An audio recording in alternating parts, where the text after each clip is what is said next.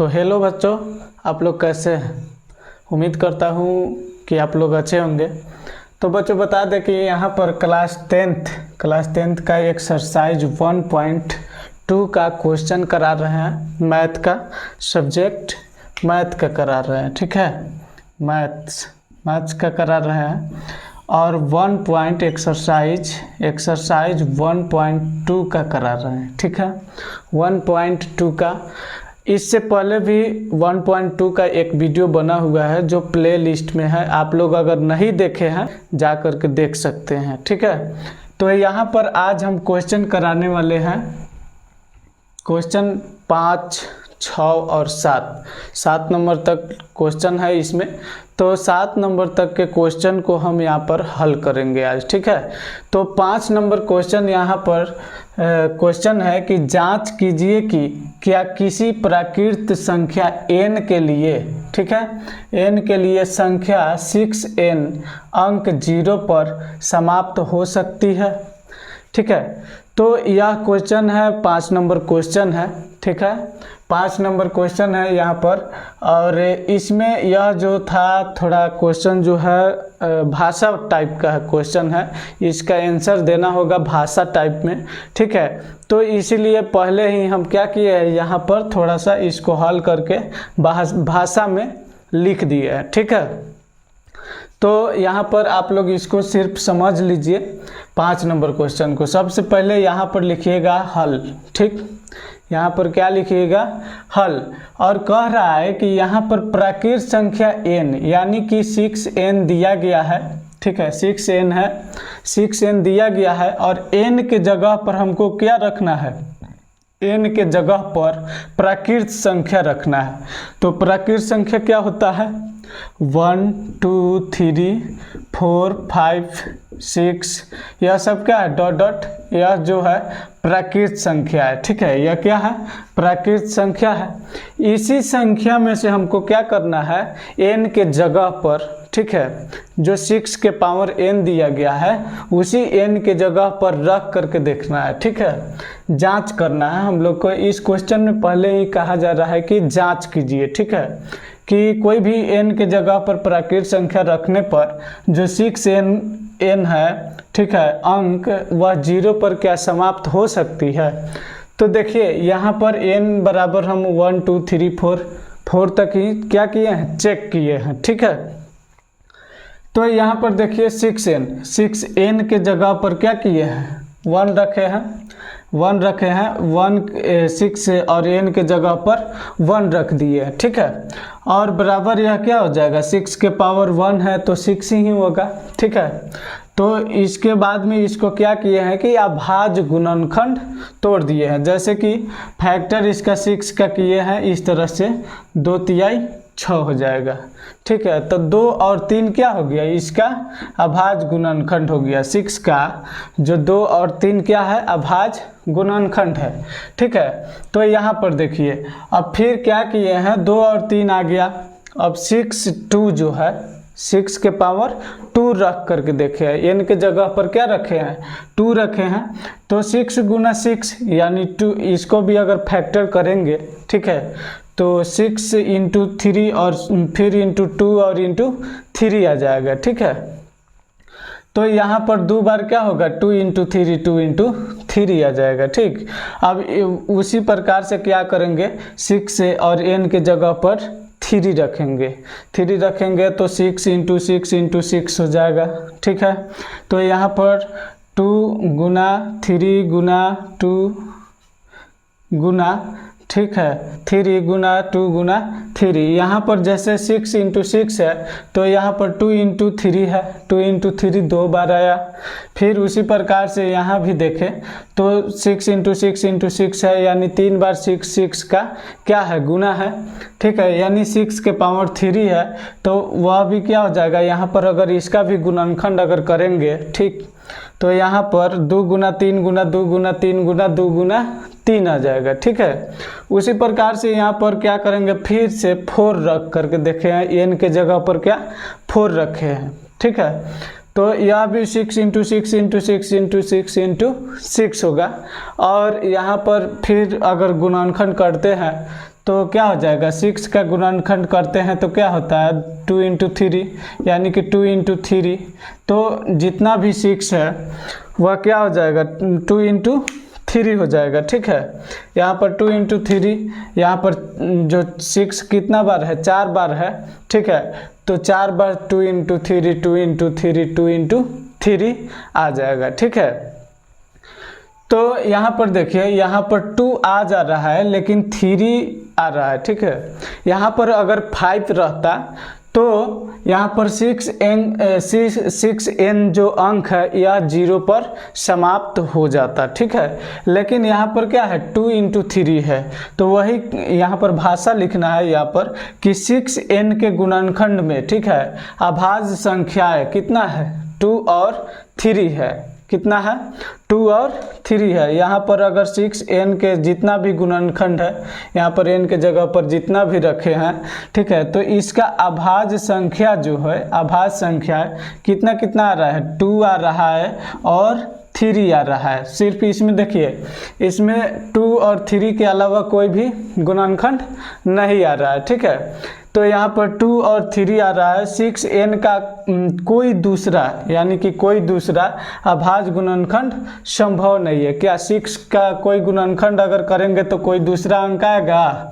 ठीक है, कोई भी नहीं आएगा। 2 और 3 के अलावा कोई भी नहीं आएगा। ठीक है, अगर वही कह रहा है कि अगर 2 के अलावा, ठीक है, 2 भी रहता और 2 के अलावा क्या यहाँ पर अगर 5 आता, ठीक है, 2 के अलावा 5 से भी क्या हो जाता है कि विभाज्य होता। ठीक है, 2 के अलावा 5 से भी क्या होता विभाज्य होता, यानी कि यह 6 जो होता कटता। ठीक है, तो 6n के अंत में 0 होता, तो क्या होता 6n के जो 6 के पावर n है उसके अंत में क्या हो जाता 0 होता। ठीक है, अतः कोई भी प्राकृत संख्या, कोई भी प्राकृत संख्या नहीं है कि 6n, ठीक है, कोई भी प्राकृत संख्या यहाँ पर नहीं है। कोई भी प्राकृत संख्या रखेंगे, ठीक है, तो 6n के अंत में 0 नहीं मिलेगा। ठीक है, इसीलिए यहाँ पर कहा जा रहा है कि अतः कोई भी प्राकृत संख्या नहीं है कि 6n के अंत में 0 हो। ठीक है, तो यही आपका क्या हो जाएगा आंसर हो जाएगा। ठीक है, इसी प्रकार से आप लोग चेक करके देख लीजिएगा। ठीक, यहाँ पर जांच करके यहाँ पर आंसर को लिखा गया है, तो इसी प्रकार से क्या करना है हल करना है। ठीक है, आप लोगों को समझ में आ गया तो आप लोग कमेंट करके ज़रूर बताइए और इस वीडियो को ज़रूर लाइक कर दीजिए। ठीक है, और देखिए यहाँ पर यह आंसर हो गया। इसी प्रकार से आप लोग क्या कर सकते हैं एग्ज़ाम में बना सकते हैं। ठीक है, तो आप लोग इसका ये स्क्रीनशॉट एक ले लीजिए। ठीक है, और इसके बाद वाला क्वेश्चन जो 6 नंबर क्वेश्चन है उसको हम हल कराते हैं। ठीक है, स्क्रीनशॉट ले लीजिए। तो चलिए हम 6 नंबर क्वेश्चन को क्या करते हैं हल करते हैं। तो यहाँ पर 6 नंबर क्वेश्चन है। 6 नंबर क्वेश्चन अभी 5 नंबर क्वेश्चन बताया है। ठीक है, तो 6 नंबर क्वेश्चन यहाँ पर कह रहा है कि व्याख्या कीजिए कि 7 गुना 11 गुना 13 प्लस 13 और 7 गुना 6 गुना 5 गुना 4 गुना 3 गुना 2 गुना 1 प्लस 5 भाज्य संख्याएं क्यों है।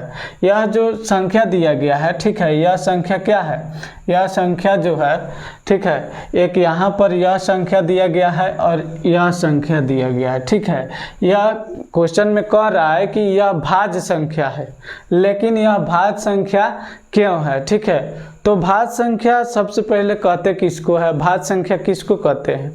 तो भाज्य संख्या जो होता है जैसे कि उसका गुणनखंड करने पर, ठीक है, कोई भी एक संख्या हो, जैसे कोई भी संख्या हो, जैसे 4, ठीक है, जैसे 4, ठीक है, जैसे 4 संख्या है, कोई भी क्या है, कोई भी एक संख्या ले लेते हैं। ठीक है, यह जो 4 यह कितने संख्या से हम लोग इसमें भाग लगा सकते हैं, तो इसमें भाग कितने संख्या से लगा सकते हैं, 1 से भी लगा सकते हैं। 1 से भी अगर भाग देंगे तो यह 4 क्या हो जाएगा कट जाएगा, और फिर इसमें क्या 2 से भी अगर भाग देते हैं तो वह 4 क्या होगा कट जाएगा, और 4 से भी क्या करते हैं अगर भाग देंगे तो यह 4 से भी विभाज्य हो जाएगा। ठीक है, तो भाज्य संख्या होता है क्या कि स्वयं एवं स्वयं के अलावा, ठीक है, स्वयं से भी कटे और स्वयं के अलावा किसी अन्य संख्या से भी हो, क्या हो कि वह संख्या विभाज्य हो, ठीक है। तो उसी संख्या को हम लोग क्या कहते हैं, भाज्य संख्या कहते हैं, ठीक है। और भाज्य संख्या में कम से कम क्या होना चाहिए कि 3 गुणनखंड होना चाहिए, 3 संख्या का गुणनखंड होना चाहिए। यानी यह देखिए कि 1 से भी कट रहा है, 2 से भी कट रहा है, 4 से भी कट रहा है, ठीक है। तो कम से कम 3 संख्या से कटना चाहिए, वही संख्या क्या कहलाता है, भाज्य संख्या कहलाता है, ठीक है। वही संख्या क्या कहलाता है, भाज्य संख्या कहलाता है। तो यहाँ पर चलिए इसको हल करते हैं, ठीक। इसको क्या करते हैं, इस क्वेश्चन को हल करते हैं। यहाँ पर लिखते हैं हल, ठीक। यहाँ पर लिख दिए हल, ठीक है। और इसमें कह रहा है कितना संख्या एक दिया है, तो 7 गुना 11 गुना 13 और प्लस कितना 13 दिया है, ठीक है। तो इसमें से सबसे पहले क्या करेंगे, कॉमन लेंगे। देखिए यहाँ पर कॉमन हो रहा है 13, ठीक है। तो 13 को क्या किए, कॉमन ले लिए, ठीक है। तो 7 गुना कितना 11 हो जाएगा और यह 13 बाहर चल गया और यह 13 जो है प्लस के बाद में क्या है, प्लस क्या है 13 है, तो 1 हो जाएगा। 13 जब बाहर गया तो 1 हो जाएगा, ठीक है। तो इतना हो गया। फिर इसको क्या करते हैं, यहाँ पर इसको अब क्या करते हैं, गुना करते हैं। तो 11 सत्ते 77 और 1 इसमें जुड़ जाएगा, 11 सत्ते 77 और प्लस कितना 1, वही क्या हो गया 13 गुना 78 हो जाएगा, ठीक है। 78 हो जाएगा। तो अगर इस 78 को हम क्या करेंगे, अभाज्य गुणनखंड करेंगे, ठीक है। इस 78 को क्या करेंगे, अभाज्य गुणनखंड करेंगे, तो और सारा अंक भी यहाँ पर क्या हो जाएगा, हमको मिल जाएगा, ठीक है। तो इससे अच्छा है कि इसमें हम 1 से गुना कर देते हैं, ठीक है। 1 से गुना कर दिए तो 3 संख्या हमको मिल गया, ठीक है। 3 संख्या जो हो गया यहाँ पर गुणनफल के रूप में हमको क्या हुआ, मिल गया, ठीक है। और दूसरा क्या है, दूसरा यहाँ पर है कि 7 गुना 6 गुना 5 गुना कितना है 4 गुना 3 गुना 2 गुना 1 और प्लस कितना है 5 है, ठीक है। और प्लस कितना है 5 है। तो इसमें से भी क्या करेंगे, हम कॉमन लेंगे। तो 5 यहाँ भी है और 5 यहाँ भी है, तो 5 को क्या करते हैं, कॉमन ले लेते हैं। 5 को कॉमन लिए तो 7 गुना 6 गुना कितना हो जाएगा, 7 गुना 6 गुना 5 कॉमन हो गया, 4 बच गया, गुना 3 गुना 2 गुना 1 और प्लस क्या हो जाएगा, ये 5 गया इधर बाहर, तो यहाँ पर 1 हो जाएगा, ठीक है। तो फिर इसको अब क्या करेंगे, गुना करेंगे। 7 छक 42 हो गया और 4 ये 12 और 12 दूना 24 गुना 42 कर लीजिए, ठीक है। तो 4 दूना क्या हो जाएगा 8 हो जाएगा और 4 चौका 16 हो जाएगा, ठीक है। 16 और 2 दूना कितना हो गया 4 हो गया, 4 दूना 8 हो गया, ठीक है। तो 8 और 6 4 10 के 0 हो जाएगा हाथ में 1 और 1 8 9 9 1 10 हो जाएगा और प्लस 1 करना है, यानी कि 1008 और प्लस क्या हो जाएगा 1, ठीक है। अब इतना आ गया। अब इसको क्या करते हैं 5 गुना कितना हो जाएगा, यहाँ पर 1009 हो जाएगा और इसमें भी क्या हो जाएगा 1 से गुना हो जाएगा। तो यह क्या हो गया, यह जो है लिखेंगे, अतः यह जो है क्या है, यह भाज्य संख्या है, ठीक है। यह क्वेश्चन में भी कह रहा है कि यह क्या है, एक भाज्य संख्या है, लेकिन क्यों, तो यहाँ पर अब लिख देना है क्यों, क्योंकि यह जो है इसका गुणनखंड जो है 3 आ रहा है, ठीक है। 3 अंकों से क्या हो जाएगा, यह जो होगा विभाज्य हो जाएगा, ठीक है। इसको अगर 78 को भी अगर तोड़ेंगे 78 को भी तोड़ेंगे तो इसमें से और अंक आ जाएगा, यानी कि 3 से ज़्यादा हमको क्या मिलना चाहिए, गुणनफल मिलना चाहिए। जैसे यहाँ पर 4 को हम बताए हैं कि 4 को अगर 4 में अगर भाग देना है तो 2 से भी लग जाएगा, 1 से भी लग जाएगा और 4 से भी लग जाएगा। तो 3 अंक रहना चाहिए, 3 अंक से क्या होना चाहिए, भाग लग जाना चाहिए, इसलिए यह क्या है, भाज्य संख्या है।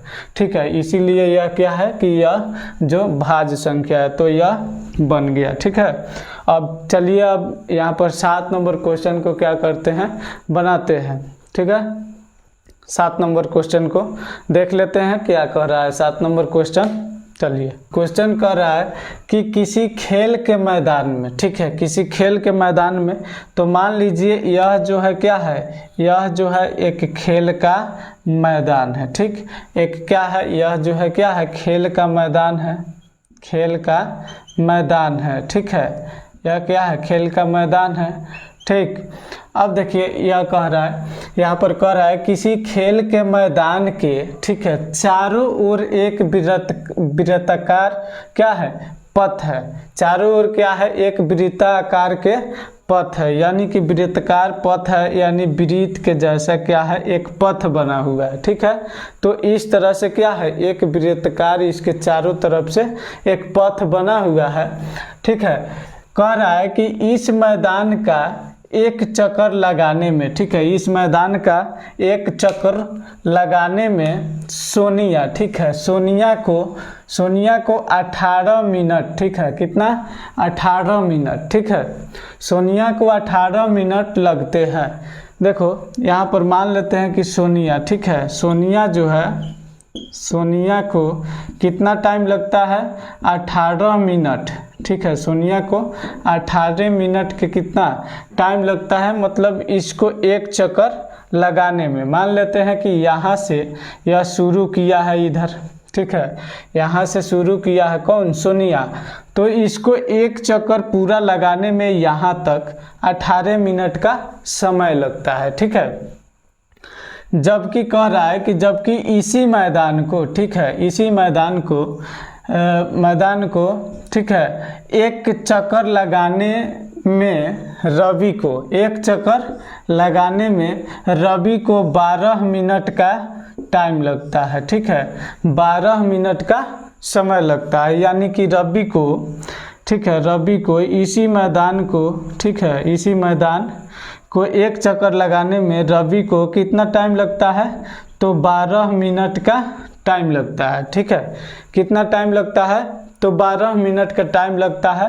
देखो सोनिया यहाँ पर एक चक्कर लगाई तो उसको 18 मिनट का टाइम लगा, और यहाँ पर यहीं से रवि एक चक्कर यहाँ तक लगाया, ठीक है, तो उसको 12 मिनट का समय लगा। ठीक है, तो इसमें कह रहा है कि मान लीजिए वे दोनों एक ही स्थान और एक ही समय पर, ठीक है, दोनों क्या करें कि दोनों यहाँ पर सोनिया भी, ठीक है, सोनिया भी और रवि भी, ठीक, रवि भी और सोनिया भी इसी स्थान पर आकर के खड़े हो गया।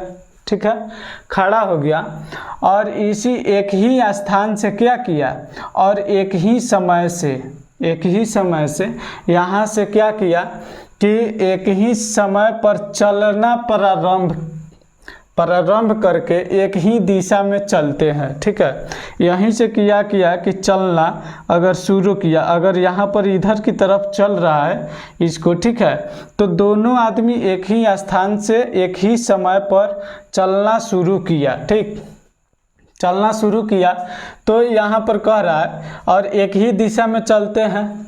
कितने समय बाद वे पुनः, यानी कि फिर प्रारंभिक स्थान पर, ठीक है, कितने समय बाद वह फिर प्रारंभिक स्थान पर वह दोनों क्या होंगे, मिलेंगे एक ही स्थान पर, यानी कि यहाँ से शुरू किए थे, ठीक है, चलना शुरू किए, या इसको एक चक्कर लगाने में 18 मिनट लगता है, इसको रवि को 12 मिनट लगता है। ठीक है, 12 मिनट लगता है और दोनों का किया कि एक ही समय में और एक ही दिशा में यहाँ से चलना शुरू किया। ठीक है, क्या किया, चलना शुरू किया। जब चलना शुरू किया तो बताइए कि यह जो यहाँ पर प्रारंभिक स्थान जो है, शुरुआती स्थान जो है, वहाँ पर रवि को और सोनिया को, रवि और सोनिया प्रारंभिक स्थान पर कितने समय के बाद वह फिर से इस स्थान पर मिलेंगे। ठीक है, तो यह भले ही क्वेश्चन बहुत लंबा है, लेकिन इसको सिर्फ गुणनखंड द्वारा क्या करेंगे, इसको हम बना करके आंसर ला सकते हैं। ठीक है, तो सिर्फ इसको क्या करेंगे, 18 और 12 को गुणनखंड करेंगे। ठीक है, यानी कि HCF और LCM निकाल लेंगे तो इसका आंसर आ जाएगा। ठीक है, तो चलिए यहाँ पर सबसे पहले क्या करते हैं, यहाँ पर लिखेंगे हल। ठीक है, यहाँ लिखेंगे हल लिखेंगे, और यहाँ पर देखिए हल लिखने के बाद में क्या करेंगे, 12 को सबसे पहले क्या करते हैं, फैक्टर कर लेते हैं 12 को। तो 2 से लगेगा 6 दूना 12 हो जाएगा, 6 दूना 12 हो जाएगा। फिर क्या करेंगे, 2 से लगाएंगे, 2 तिहाई 6 हो जाएगा। ठीक है, 2 तिहाई 6 हो गया। तो इसका गुणनखंड क्या हो गया, 12 का गुणनखंड जो हुआ 2 गुना 2 गुना 3 हो गया।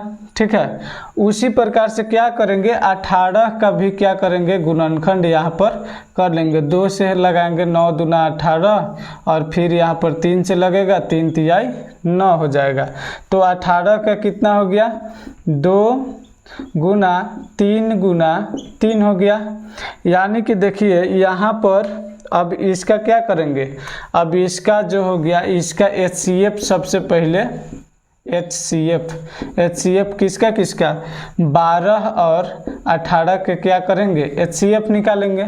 तो HCF क्या हो जाएगा, जो जोड़ा मिलता है वही क्या हो जाता है, HCF हो जाता है। तो देखिए यहाँ पर 2 जोड़ा मिल गया, 3 यहाँ पर जोड़ा मिल गया। ठीक है, तो क्या हो गया, एक 2 मिला और एक 3 मिला। यानी कि यह जो इसका HCF हो गया 12 और 18 का HCF जो हो गया 6 हो गया। ठीक है, अब क्या करेंगे, इसी का LCM निकालेंगे। ठीक है, इसी का क्या करेंगे, 12 और 18 का LCM निकालेंगे। ठीक, इसका LCM। अब देखिए जो जोड़ा मिल गया है उसको एक बार लेंगे। ठीक है, एक बार लेंगे, और जो जोड़ा नहीं मिला है उस सब को लेंगे। ठीक है, तो इसमें क्या होता है, देखिए 2 एक बार जोड़ा मिल गया तो 2 ले लिए। ठीक, अब यहाँ पर 3 एगो जोड़ा मिल गया है तो 3 ले लिए। ठीक है, अब देखिए कौन कौन नहीं मिला है उसको लेंगे। तो 2 नहीं मिला है, फिर क्या हो गया, 3 नहीं मिला है। तो अब देखिए यहाँ पर इसका LCM कितना हो जाएगा, 2 तिहाई 6 और फिर 2 तिहाई 6 और 6 दूना 12 और 12 तिहाई कितना हो जाएगा, 36। यानी कि 3 तिहाई 9, 9 दूना 18, 18 दूना 36। तो 36 मिनट के बाद यही ये निकालना था। ठीक है, 36 मिनट के बाद क्या होगा, यह जो होगा दोनों सोनिया और रवि प्रारंभिक स्थान पर मिलेंगे। ठीक है, दोनों एक जगह पर प्रारंभिक स्थान, यही ना क्वेश्चन पूछा जा रहा है कि कितने समय के बाद वे पुनः प्रारंभिक स्थान पर मिलेंगे। तो यहाँ पर वे लोग माने कि ये दोनों लोग, ठीक है, 36 मिनट के बाद वे फिर से प्रारंभिक स्थान पर क्या होंगे, मिलेंगे। तो यही 36 मिनट जो होगा क्या हो जाएगा, आंसर हो जाएगा, यही आपका आंसर हो जाएगा। तो यहाँ पर 1.2 जो हो गया, एक्सरसाइज 1.2 यहाँ पर इंड हो गया। 7 क्वेश्चन था, 7 क्वेश्चन हो गया। अब इसके नेक्स्ट वाले वीडियो में क्या करेंगे, 1.3 का वीडियो लेकर के आ रहे हैं। ठीक है, तो आप लोगों को अगर यह वीडियो आप लोगों को समझ में आ रहा है तो आप लोग क्या कीजिए कि इस वीडियो को लाइक कर दीजिए और ज़्यादा से ज़्यादा शेयर कर दीजिए और चैनल को सब्सक्राइब ज़रूर कर लीजिए। ठीक है, और अगर बता दें कि ये स्टडी